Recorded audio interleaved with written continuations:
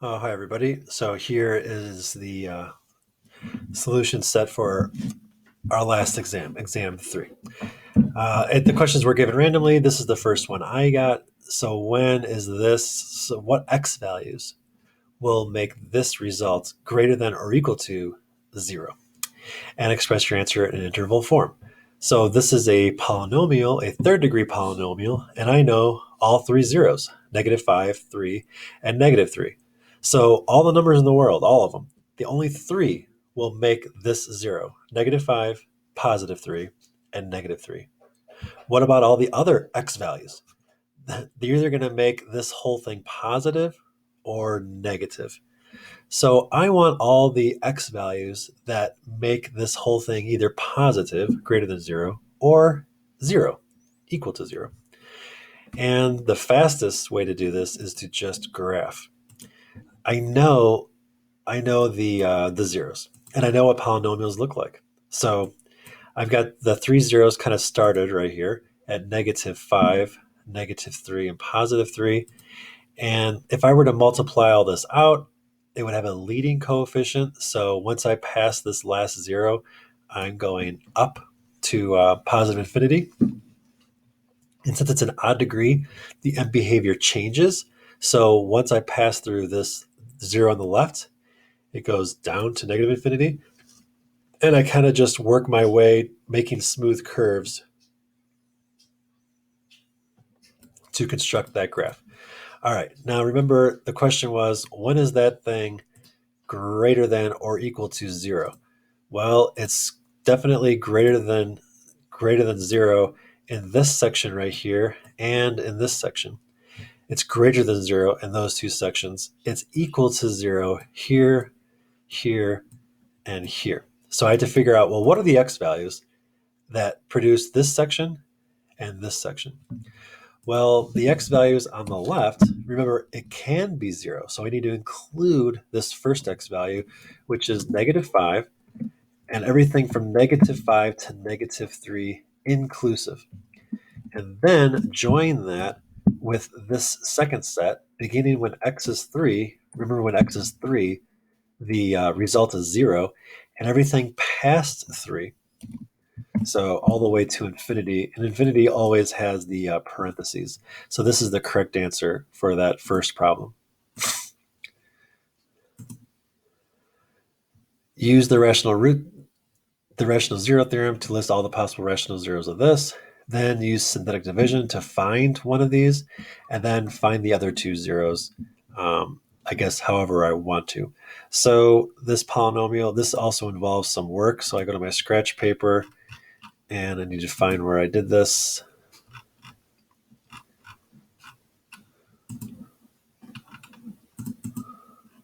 Okay, here it is.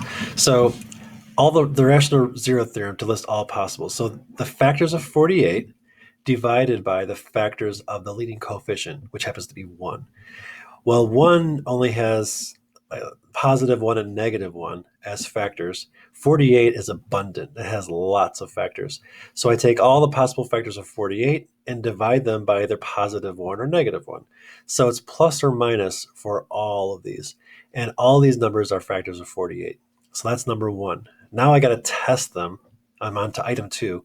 Test them to find a 0. I first did 1. No, it didn't work out. It got 100. Incidentally, that tells me that f of 1 equals 100. That's the remainder theorem. I just found out what f of 1 is. F of 1 is 100. But that means it's not a 0. I tried -1. No, it got 18. But that also means that f of -1 equals 18, in case anyone was asking. Nobody was, but f of -1 is 18. So 1 didn't work, -1 didn't work. I tried 2. I didn't even finish 2 because it dropped down the 1. 2 times 1 is 2. You add, you get 13. 2 times 13 is 26. You add, you get 56 or 66. 2 times 66 is I don't know what, but if I add it to 48, I'm not going to get 0, so I just didn't even finish that one. -2 didn't work. Ay, ay, ay. -4 finally works. Thank goodness synthetic division is fast because I had to try 5 times before I got one. -4 worked. And the result was x squared plus 7x plus 12, which factors into this. And here are my other two zeros. Remember, it's a degree 3, so I'm looking for 3 zeros. And one of those zeros was -4, but it occurred twice. I found it once with synthetic division, but then the result also had -4 as a zero. So -4 occurred twice, which means it's a multiplicity of 2. It also means that on the graph, it'll be tangent to the x-axis. It'll approach -4 and then turn around. The other zero is -3 with a multiplicity of 1.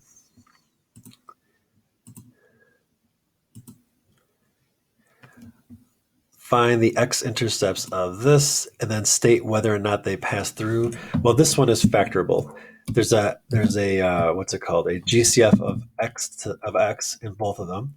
And when I take out x, I'm left with x to the fourth minus 11x squared plus 18.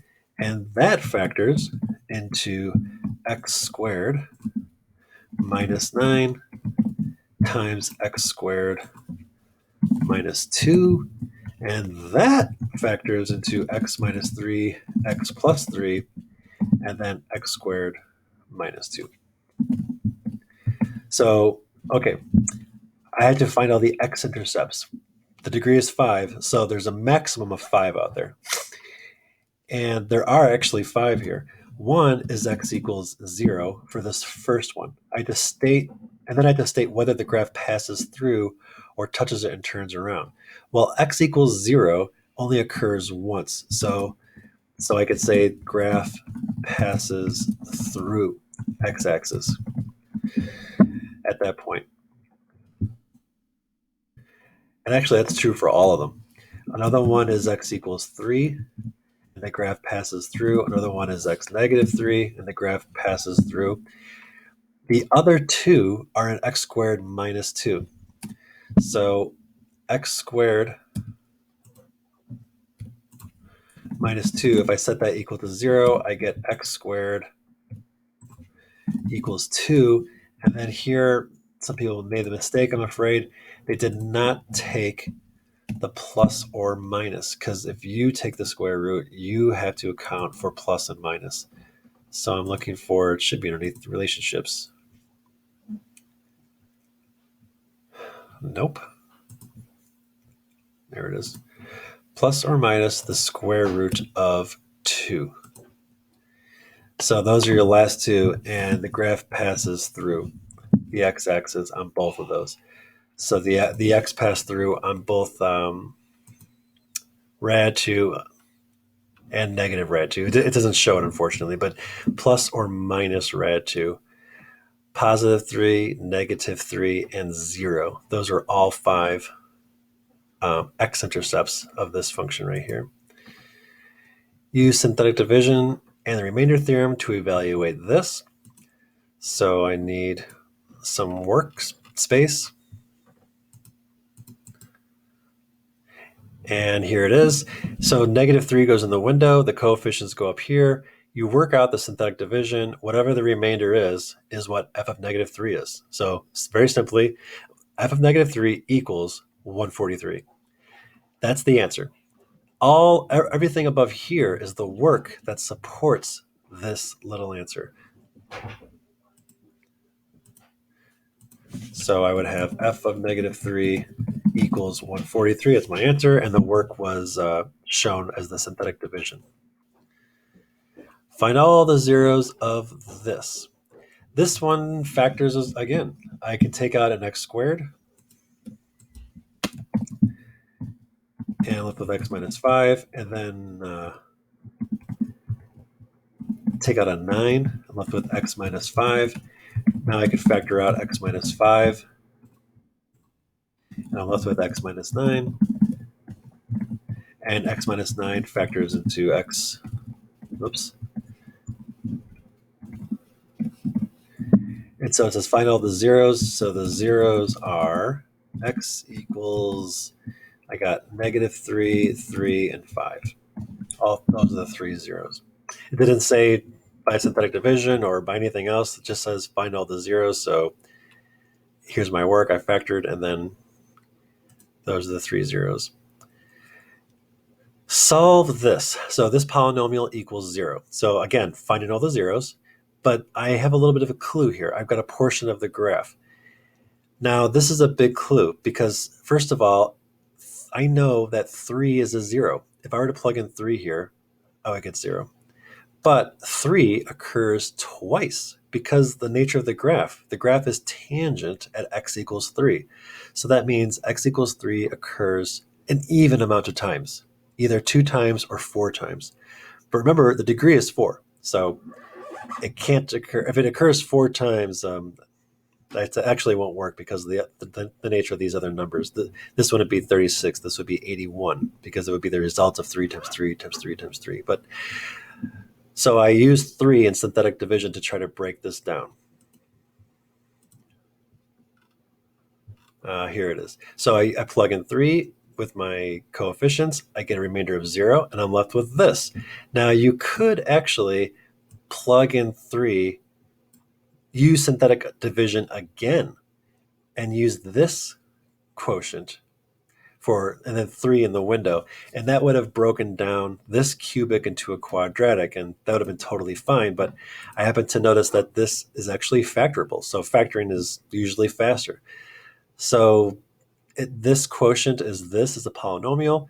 And I set this equal to 0, and I could solve by factoring. So I take out an x squared, you take out a 4, and you're left with x minus 3 times x squared plus 4. So that means 3 is also a 0. I'm sorry, we knew that. There's the second time that 3 occurred, right? There's a total of 4 zeros here. 3 occurred twice, so it has a multiplicity of 2. It's once here in the synthetic division that resulted in this, and then it occurred the second time. The other 2 zeros are hidden inside x squared minus 4, so I define them. X squared plus 4, if I set that to 0, I get x squared equals negative 4. Take the square root, plus or minus, and negative 4 happens to be 2i when you take the square root. So there are the answers. X equals 3 with the multiplicity of 2, so it occurs twice, and then 2i and negative 2i, and that accounts for all 4 of the zeros.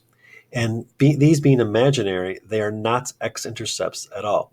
So if I were to go back to the graph and zoom out, it would never ever come close again to the x-axis. It would never pass through the x-axis. The only real number that makes this function 0 is positive 3. That's the only real number. The other number that makes this 0 is imaginary. It's 2i, and there's negative 2i. And so therefore it does not cross the x-axis.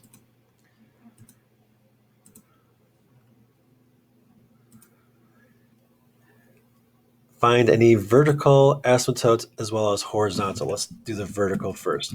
The vertical is when the denominator equals 0. So the denominator factors into x minus 7 and x minus 3.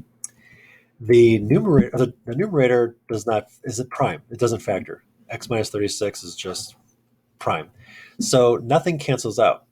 That means x equals 7 and x equals 3 are vertical asymptotes. What about the horizontal asymptote? Well, the degree of the top is 1, the degree of the bottom is 2. So the degree of the bottom is bigger, which means y equals 0 is the horizontal asymptote. Slant asymptotes. Well, here you have to divide. When the degree of the top is bigger than the degree of the bottom, there is no horizontal asymptote. But there is another kind, and to find that, you have to divide.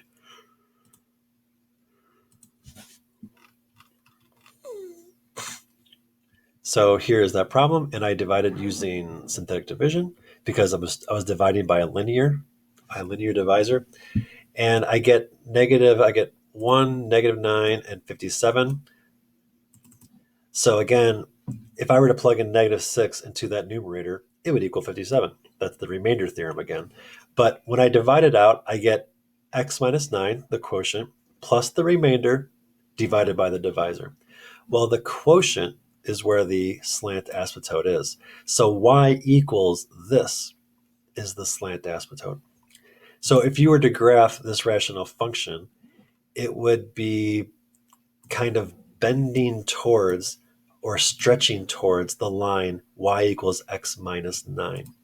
It'll have a vertical asymptote at x equals -6. So it'll look something like this.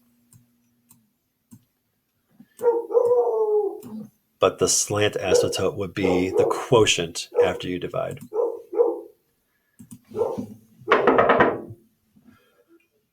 My dog is protecting the neighborhood. Okay, Descartes' rule of signs to figure out how many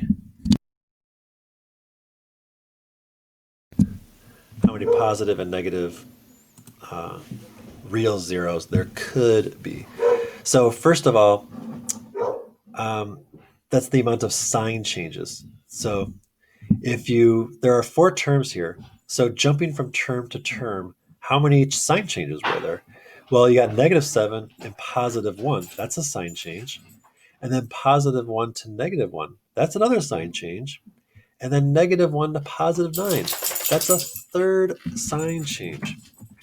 So 3 sign changes means there are 3 or 1 positive real zeros, because you always go down by any even number. To find the amount of negative real zeros, you had to substitute in the opposite of x. So when you place all these x's with their opposites, x to the 7th would remain negative. So that would change the -7 to +7. And x to the 5th, the negative would remain. So that would change +1 to -1, x to the 5th. The squared, the negatives would cancel out. So this -1 remains -1. And 9 that's why they call it a constant. It never changes. No matter what x is, it's always +9. So now how many sign changes were there? +7 to -1, that's a sign change. -1 to -1, no. -1 to +9, yes, that was a second sign change. So 2 sign changes means there are 2 or 0 negative real zeros. We know that it's a degree 7, so we're looking out for 7 zeros. And of the zeros that are real, some of them are positive and some of them are negative. And if they aren't real, then they're imaginary. Find the y-intercept. The y-intercept is always the result of x equaling 0. So 0 minus 3 squared times 0 squared plus 2, that equals -3 squared, which is 9, times 2, which is 18. So 18 is the y-intercept. Leading coefficient test. The dominant term is the term with the biggest degree, which is this -7x to the 4th. So when x gets really, really big, this -7 brings the y value down. So it falls to the right. So it's either A or D, the first or the last, falls to the right. Since the degree is even, the end behavior is the same on both the left side and the right side. So since it fell to the right, it must also fall to the left. So it's that choice. This is a good one. So here's another function. Which of the following is true? First of all, let me look at this function. I got x plus 5 squared times x minus 10 to the 4th times 3x plus 1. So the degree is 7. This squared makes it a degree 2 times this to the 4th power. That would make it a degree 6. So in other words, both of these together makes it a degree 6. And then multiplying by yet another degree brings it up to a degree 7. So I know it's a degree 7. And I didn't mean to click on that. So, okay. The graph is tangent at 10. Let's see here. 10, 0. Well, if you plug in 10, do you get 0? Yes, 10 is a 0. And it occurs 4 times. That's an even amount of times. So yeah, that's correct. The graph is tangent at 10, 0. It approaches 10 and then it turns around. So that's actually true. There could be imaginary zeros. Could there be? Well, I don't know. It's a degree 7, right? All the zeros are accounted for, and they're all real. -5 is a 0, and that occurs twice. 10 is a 0, and that occurs 4 times. -1/3 is a 0, and that occurs once. So that's all 7 zeros. There are no imaginaries. The group passes through the graph passes through the x-intercept -5, 0. Well, -5 is a 0, but -5 occurs twice, so it doesn't pass through. It is tangent. Again, the graph is tangent at -5. So that's also false. It should say the graph is tangent at -5, 0. The y-intercept is 0. Well, the y-intercept is when x equals 0. So when x equals 0, this would become 5 squared, which is 25, times -10 to the 4th times 1. Well, I don't know what that number is, but it's not 0. So the y-intercept is not 0. So the only true statement here is the graph is tangent at 10, 0. All right. 1 with the plus sign means approaching 1 from the right. Here's when x equals 1. And when you approach 1 from the right, the y values go down to -infinity. Determine if the function is a max or a minimum. Find the vertex of the parabola. Show your work. Okay, so since a is +2, the quadratic has a minimum. And to find it, we need the opposite of b over 2a. So that's the opposite of -2, which is +2, divided by 2 times 1, which equals 1.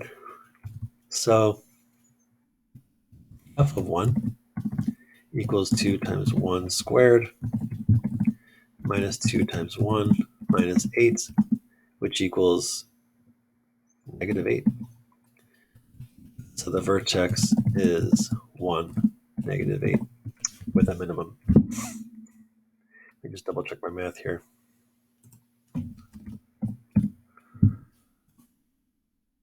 So it has a minimum. The opposite of b over 2a, so +2 divided by, 2 times a, 2 times 2. So 1/2.